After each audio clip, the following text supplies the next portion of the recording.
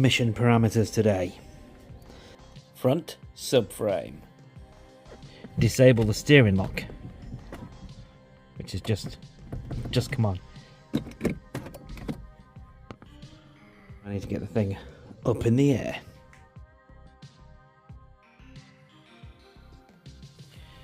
Get it up in the air. Get the wheels off. Wheel arch liners out. And then remove these plastic shields. And that subframe is toast. But if I can leave the arms and everything on, I mean, I know you'd normally drop the bottom ball joint off, but I just don't want to disturb it all because it's all too fresh. So for that reason, I'm gonna undo the bottom arms and just pull them away. So once you've taken out these two incredibly rusty, horrible things, and you will need a T30. So amazingly, they actually came out. The tip for these is crack them off, work them, undo them until they start feeling tight again, then tighten them back up, then just go away and come back in about 10 minutes. Then undo them again, and they'll go a bit further until they feel a bit tight again, but don't go too far because they'll snap. Then tighten them back up again, then leave them again for 5 minutes, and just keep doing that until eventually they come out. Make sure that inside there is clean as you can get. Get a pick in there, something sharp, and clean it all out. And then when you get this Torx bit, it's worth buying a set of socket ones like this, and just tap that into it so that you know that is in there. Next, there's a power steering pipe that runs across. It's held in by two 10mm headed bolts, which are 6mm thread. Yeah, there's the other one. This power steering pipe is now loose. So for the bottom arms, we've got 3 bolts here, and for this section here, there are 2 bolts on the back of that. Looking on the other side, you can see those 2 bolts for the bottom arms. Yeah, you may want to keep them on. You might just want to drop that bottom ball joint off. Steering rack bolts are they're up there. Okay, that's all right. I guess they're the same that side. Now you don't have to do any of this part. I'm only doing this because I had other jobs to do, and it was an opportunity for me to be able to show you down onto the top of the captive nuts for the main subframe bolts underneath that you wouldn't normally see very easily. Gives you an idea of where to point the WD-40 when you want to give them a good soak. There they are. The nuts of doom.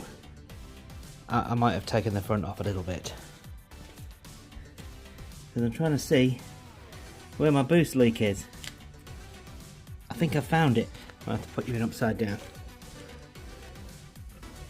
There you go. So those bolts from underneath are there. They're easy to get to. It's just the nuts that are the problem. An E24 socket to take those out. I'm going to start cracking them off and see what happens. They've been soaking in WD all day, so we'll see how that goes.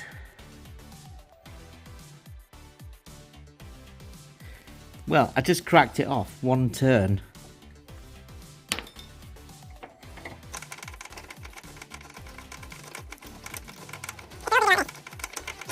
That fills me with excitement. I'm really happy that I put loads of WD-40 on there. Well, that's one.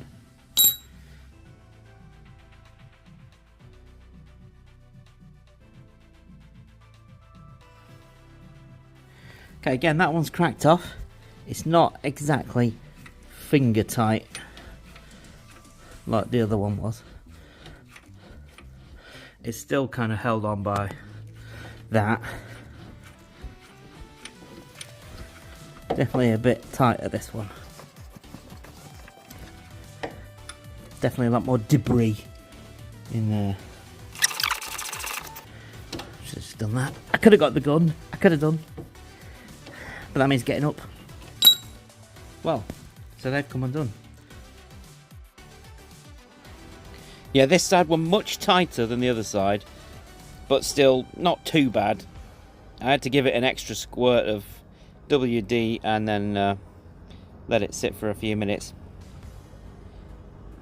Didn't do my back any good, I'll tell you that.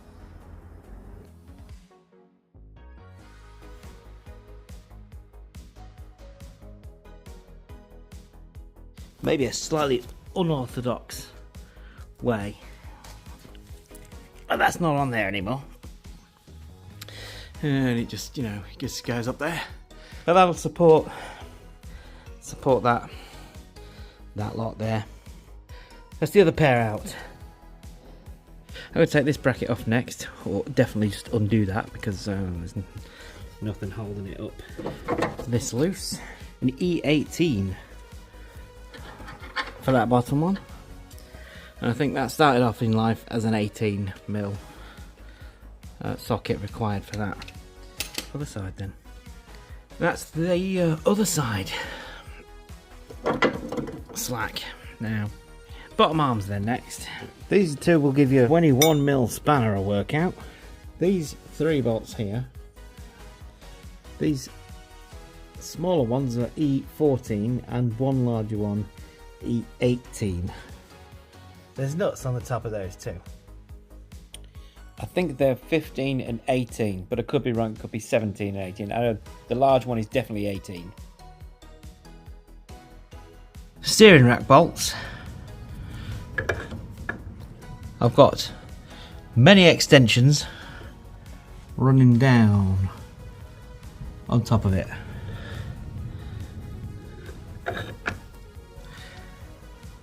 To get to that one. Wobbly extensions are your friend. You'd be able to undo that bolt.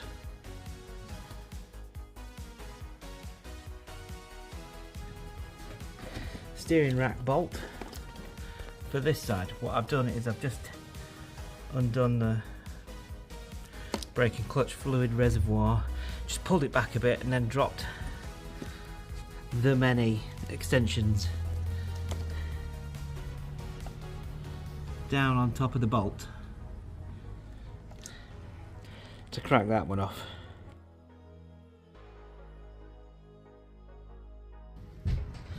So with the steering rack bolt pulled out, you can then just shove the steering rack forward a little bit, so you then got access to the front anti-roll bar bolt and the rear nuts, 2 nuts for that as well. So you should be able to get all those from here, because I was wondering how I was going to get those out. For these bolts, an 11mm spanner will crack them off. There's not enough room really to get a socket in there. So with these 21mm, you can get a spanner in there to undo them, and this one you can just go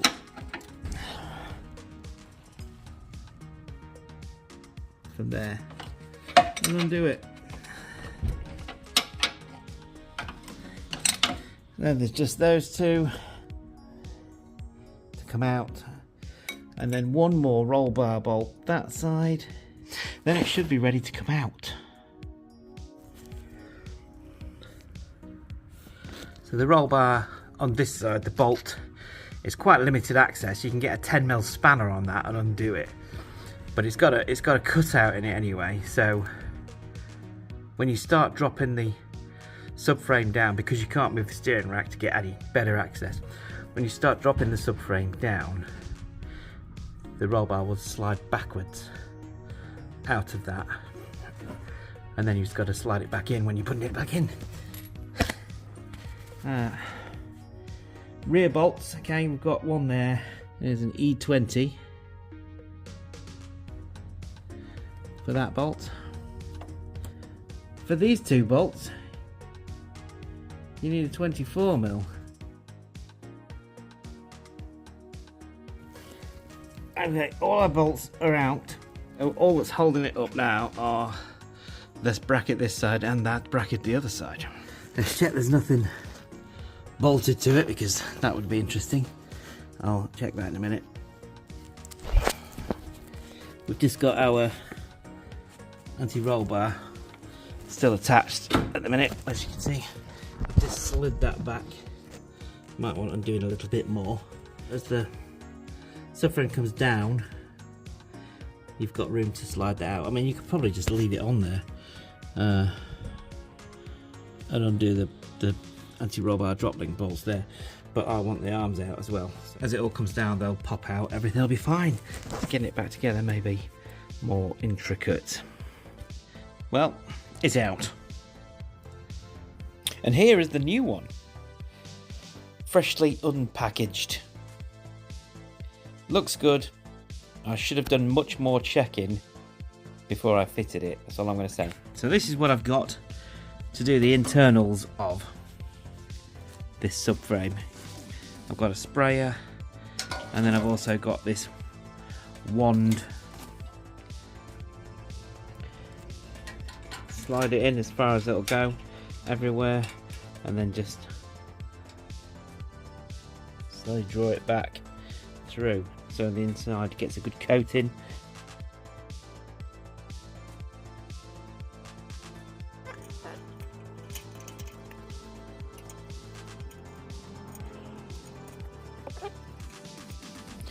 So that is very messy indeed. So I was able to flip it up that way, flip it up the other way, spray it down into each part, and get covered and dripped on in the process. To put it in the car and get it down the workshop. Reinstallation wise, I have missed a bit out, but it's pretty much the reversal of removal. In getting these bolts lined up again, it is incredibly difficult to do with this bolt still in. So take this bolt out and it'll just only pivot on the ball joint. When on disassembly, undo that bolt, and then you still don't have to undo any of this. That is tricky to get them lined back up and get them in. But if you're replacing the bottom arms anyway, doesn't matter, smash it out of there, undo that, drop the arms off with it all in one go. That's probably definitely the easiest way. I just didn't want to disturb too much stuff in here. It's basically making sure that bush is lined up to receive the bolts. It's gone, I've got both sides in, and we're ready to start reassembly. And then as soon as you've got those in, that's just in. There are no nuts and bolts through it yet. These are the most important ones you need to tighten up, as we've done the other side. We've done this side. Next, it's those bolts back in. Gives it all some stability. It can carry its own weight on the back end, and it's fairly movable, and you can kind of aim it where you want to go. Don't forget to refit your anti-roll bar bolt so that your anti-roll bar can slide into that. Steering rack bolts there, somewhere not a million miles away from where it needs to go. Not forgetting to swap these over from the old subframe. So we've got nice 2 bolt holes there, looking good for lining up. Excellent. It's just a case of slowly lining everything up and then taking it up. It's also worth, if you have an impact wrench, to buzz up those 2 bottom arm bolts while you can get access underneath easier. Refitting this bolt in. Remember, this is a horseshoe shape, and it's not going to be square exactly when you put the bolt through. Line up your hole this side. I put that bottle jack underneath and just pushed it up until the hole was perfect this side. Then just tap it through gently until you get to the other side, and then the other side is going to need its own either up or down, left or right, to get that to come through. don't just smash it through and expect it to go through, because it won't. After a couple of jobs I've done, I've replaced the oil cooler pipes for that replacement oil cooler up there, because this one was leaking. It's a good chance to get good access to things. I've also renewed the starter motor and the crank position sensor while I was in there. Right, I shall carry on and I'll show you when I've got things more aligned. I use a bottle jack and a trolley jack just to get it up into position. Those 3 bolts are now up and tight. Roll bar is tightened up. Subframe rear bolt, subframe front bolt 1, and as soon as I found the other one, I'll put that one in. I'm going to go on the hunt for those very shortly. Same the other side. Bit of jiggery pokery to line those 2 bolts up this side. Same the other side. Make sure that these drop into position as you're going up. It's completely dead. All the bolts are in. I'm just going to slowly work round and just tighten them up. Right, the issues I'm coming up against with bolts that came out the old subframe. They fit fine in the old subframe, not a problem.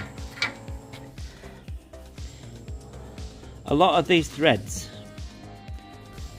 in this new subframe aren't the same pitch as the old ones. I know I should have sent it back, but it's on now, it's too late.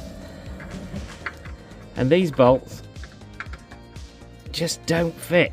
The quality is not very good. This was a 500 quid subframe, and it's been fighting me all the way.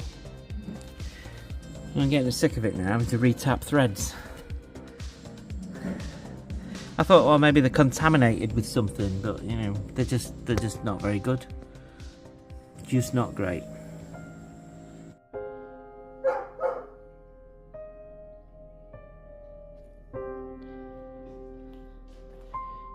There are some facts I've got to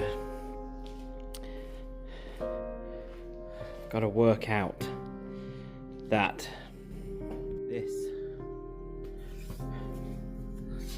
this job really took it out of me massively. I had to have 4 weeks off just because my back was done in. And putting it back together, I needed quite a bit of help also, so I can't really keep on going like this. But the job's done now. What else is there left to do? There's just give the rear subframe a clean up, put the exhaust silencers back on, and then go for MOT. Obviously got to do the wheel alignment as well. Then it's good for another year. I don't know if I am, but the job's done.